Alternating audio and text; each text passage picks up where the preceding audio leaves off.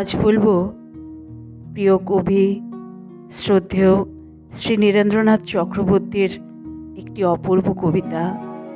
তুমি দেখে নিও।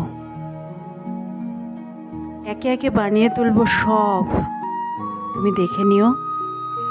বাড়ি ঘর ক্ষেত খামার, উঠোনে লাউয়ের মাচা, জানলার পাশে লতানে জুঁয়ের ঝাড়, একে একে সমস্ত বানাবো, তুমি দেখে নিও।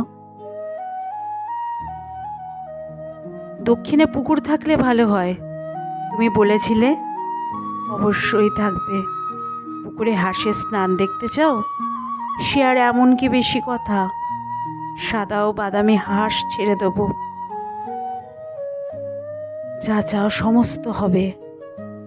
একই সঙ্গে হয়তো হবে না, কিন্তু একে একে হবে।